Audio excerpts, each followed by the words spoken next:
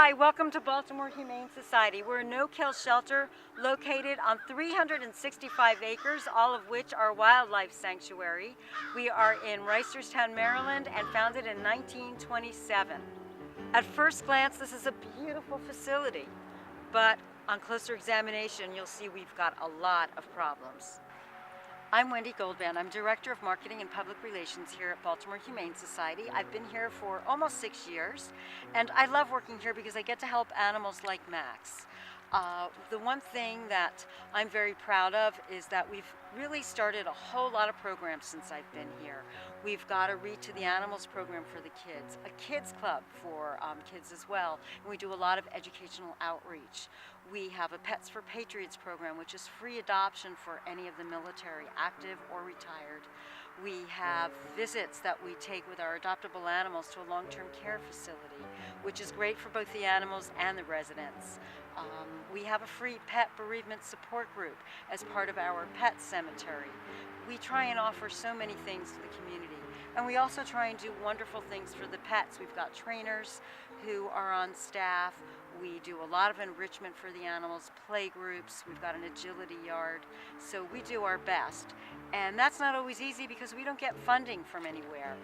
We don't get funding from the local government. We're not part of that. We don't get funding from the Humane Society of the United States.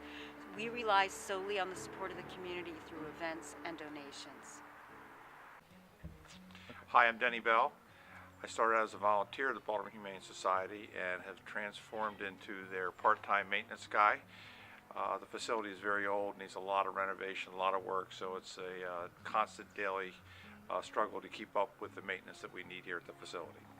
So the outside part of the building has a lot of issues. We have gutters that are not connected and coming off the wall. A lot of the overhangs all along the building need painting. A lot of it is rotted wood already because it hasn't been kept up. Cinder block walls in various places, the paint is coming off of it, which a lot of times is more than just cosmetic because the cinder block is very porous. It traps water and will leak inside the building. The entrance facility and other places, the concrete is deteriorated to the point where it actually is disintegrated and needs to be all dug up and replaced. Hi, I'm Brad Powers, the Executive Director of the Baltimore Humane Society. We've got some pretty substantial damage here from a leak, possibly in the roof, but you can see the wood paneling is completely stripped away. It's probably an indicator of something more structurally unsound, but this obviously cosmetically is concerning, and we need to dig deeper and figure out what's really causing this huge leak. So here at the entry to our spay-neuter clinic, we have these huge, beautiful windows, but they've been broken. I don't know if it was the neighborhood kids or possibly heavy winds, but the panels have been completely destroyed and need to be repaired. With the walls and the cinder block walls, a lot of the paint has come off. A lot of the existing paint is deteriorated, and again, it becomes not a visual issue, but also water can get in there and leak down into the inside areas. Part of the leaking issue is all the caulking down the sidewalk here, and again, portions of the cinder block walls need to be replaced, but what happens is the water gets in here and leaks into the inside. You'll see down here there's actually no caulking under there, and that creates the water flow inside, which we'll see in a second. Hi, I'm Rachel. I am an animal care technician. My primary job is to take care of the animals. And as you see in here, we have a lot of water damage that's been happening to our walls. We've at least shocked back this a dozen times in the past hour or so. It's just leaking in. It's kind of hindering our storage space along with getting into our food bags. Our litter is being damaged with it, and we just kind of need it to be fixed so we don't ruin our supplies for the dogs and the animals and everything like that. So we're still here in our storage area, and you can see that there's major voids in the room where actually rodents have been able to come through. We had just a litter of field mice that were actually born here about a week ago. We were able to get them saved through a rescue. But the larger problem looming is that this is our storage area for our dogs and cats. So if the mice get into this dog food or cat food, we have to waste a lot of the product, throwing it all away to avoid any contamination, which is fine. But if we had a more solid storage room and better storage space, we could make much better use of all of the dog and cat food that we purchase and get donated through our community. My name is Katie Dixon. I'm the Shelter Program Director. I've been working at BHS for 7 years. I really enjoy working here because of the environment. The quality of care we provide for our animals, I feel like, is kind of top-notch. We also provide a lot of services and resources to our adopters, so I really love educating the public. But as a shelter, I think it's really important that we're constantly seen as a professional, presentable organization. So we want to make sure our shelter is a very welcoming, inviting environment, and it's obviously very safe to the public and the animals that we have here. Another thing that we want our shelter to be really bright and inviting to the public. As you can see, we have some areas that are chipping, that just don't look visually appealing to our adopters. And we want to make the presentation of the shelter look really, really nice every time someone comes in. So this is one of our visitation rooms. We utilize these rooms for adopters to meet adoptees in. We're having some issues with the molding being torn up, being scratched up. The door frames are all cracked and broken.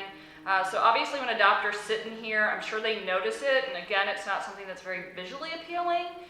So maybe having something like full glass doors would be easier to clean and maintain, and also bright for the public to see in them. The lattice that we have on the doors can be a little difficult looking in. Okay. So this room is our volunteer training room.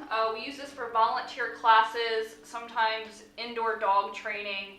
As you can see, it's a very small confined space, so that limits the amount of people we can fit in this room.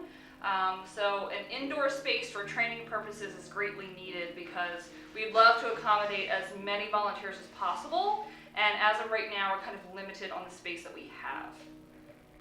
So this hallway is what we refer to as kittery. We primarily use this for adoptable kittens and cats. Because of the space we have here at the shelter, we have to utilize pretty much every inch of the shelter. So as you can see, we utilize this for rabbit activity, but we also utilize it for orientation classes. So when I instruct classes, sometimes I have to fit up to 30 people in this small confined space.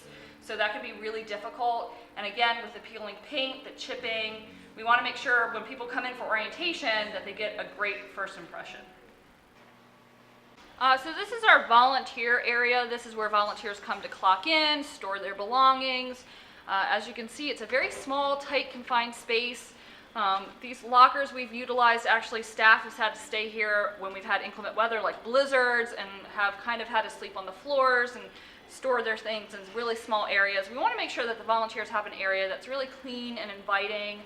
Right now it's just kind of thrown together, and obviously sharing a space with animals as well. This area has become a problem. We have a lip that goes from our lobby into our main cattery. It's not that noticeable, and we have had members of the public trip. So this is obviously a huge safety hazard. Right now it's just indicated by this duct tape, but realistically it needs to be somehow flushed out so there's not this lip that could cause huge injuries. So as you can see up on the ceiling, this is our main adoption area for cats. We have some peeling paint, which is probably caused by condensation damage up in our attic. And I'm not sure how well our attic is actually insulated. So again, something that needs to be repaired because we don't want the ceiling to collapse on our animals. We also have some stripping from the windows starting to fall down as well.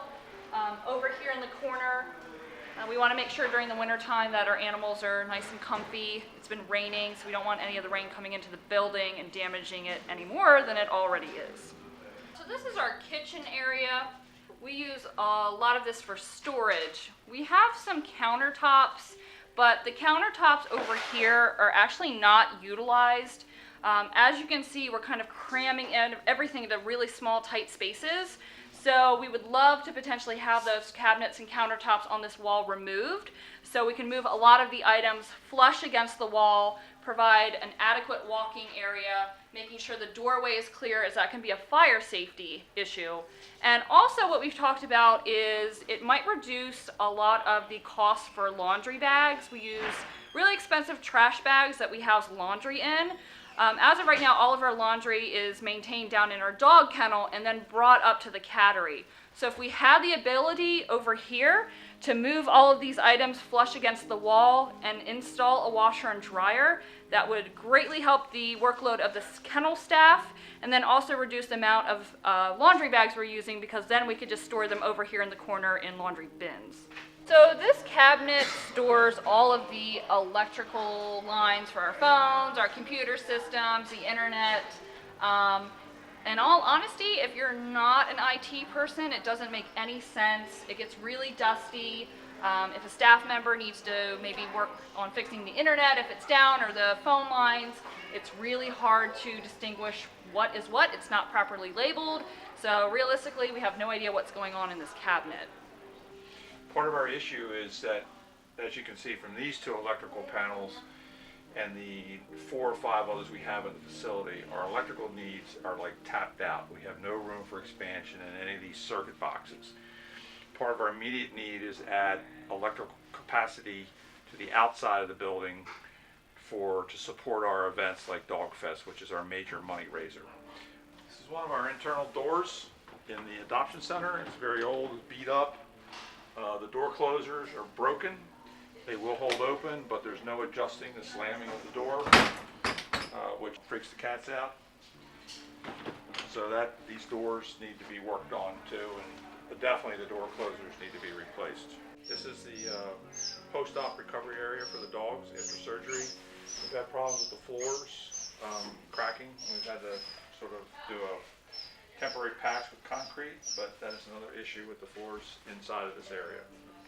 Because of long-term water leakage, we had to take part of this wall off, and it hasn't been repaired yet. It was all molding behind here and underneath it here. The pipes are very deteriorated, need replacing. Okay, my name is Amanda. I'm the Medical and Behavior Director for the Baltimore Humane Society. So this is our operating room. We do desperately need a new finish on the floor. It hasn't been done in many years. The paint is starting to come up just from our average wear and tear. So that is something that does desperately need to be done. Also, our light fixtures above the OR tables. So we've makeshifted the OR lights with bungee cords so that they're able to be held up, because right now they won't stay up on their own. We're about to walk into our intake section. This is where we bring in animals from the public that need homes, that are lost and vulnerable. And when I open the door, you'll hear how loud it gets, and it's a very stressful environment. And then you'll meet some of our guests here, and you can see just how much the stress is affecting their stay. I'll take you inside.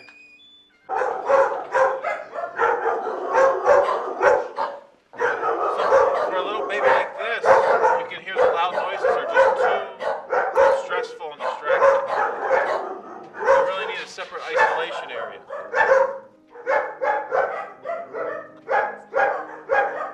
Okay, I'm Emily. I'm an animal care technician here. Just take care of all the animals, dogs, cats, rabbits, everything. So,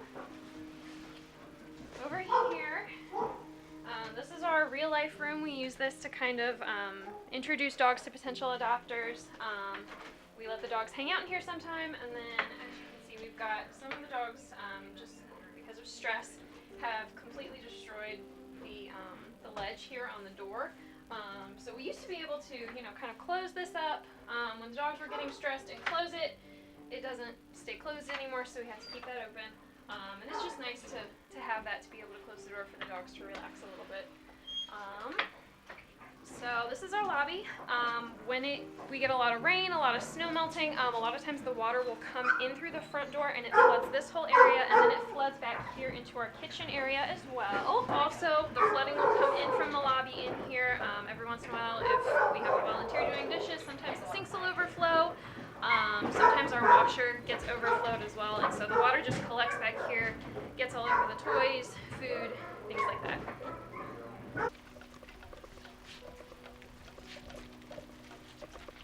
So over here is another big problem we have.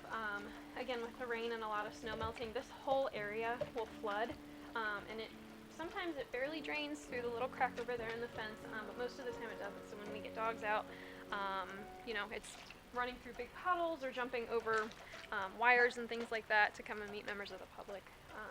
And then the dogs are all wet, and the public doesn't really appreciate that. So this area over here pretty much just turns into a swimming pool whenever we clean, whenever it rains, with all the snow melting. Down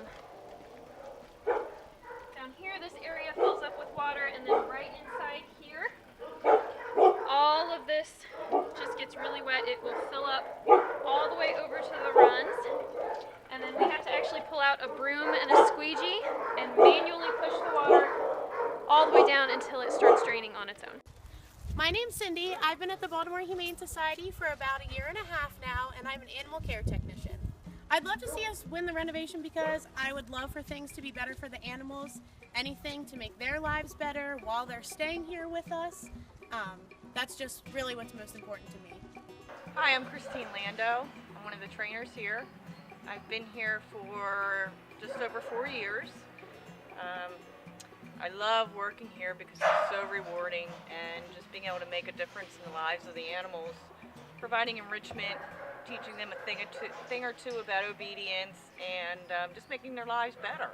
I would love to see a renovation here at the Baltimore Humane Society because of the fact that some of our animals are still so stressed, and if we can renovate the areas to help make their lives easier and less stressed.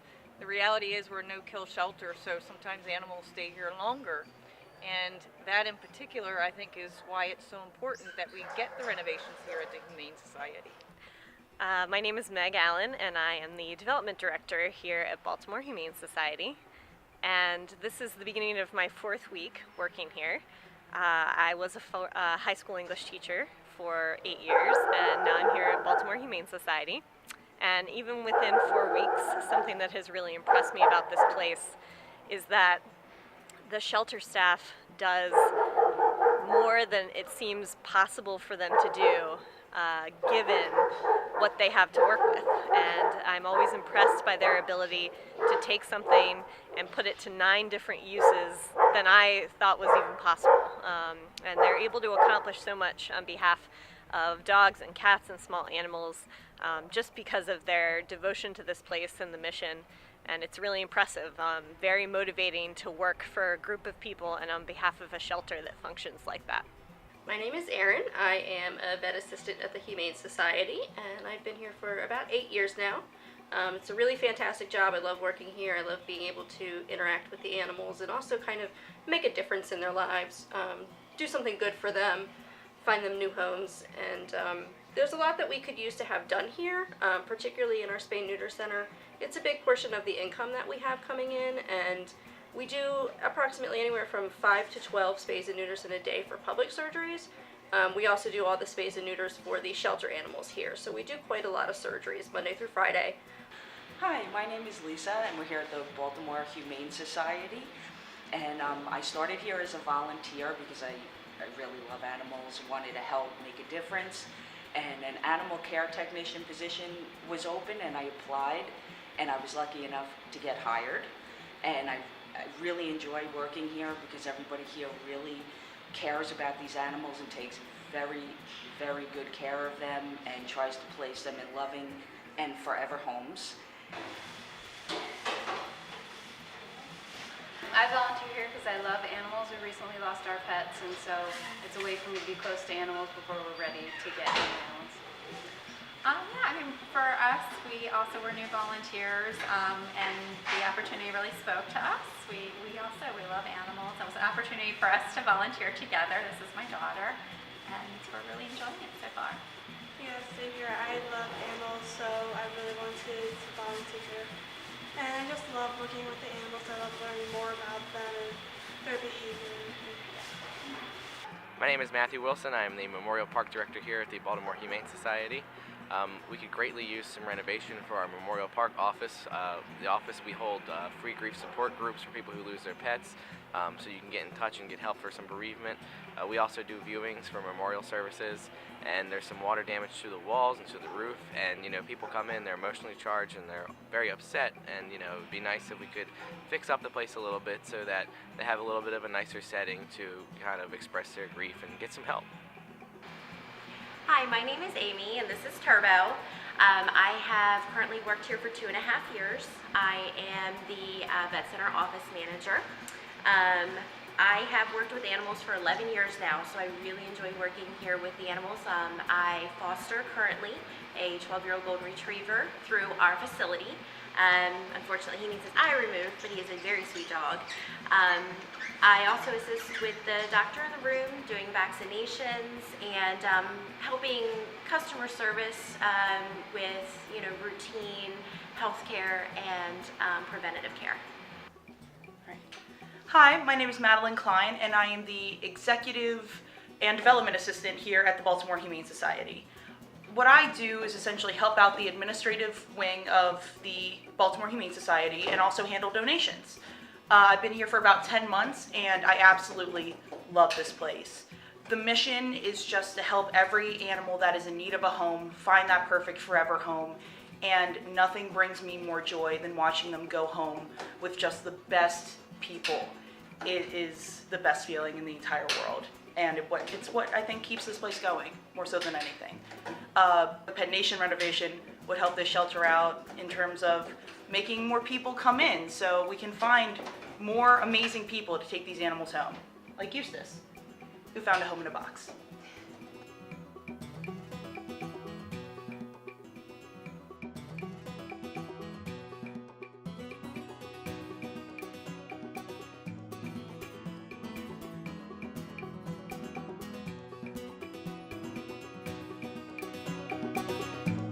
Pet Nation renovation. Help us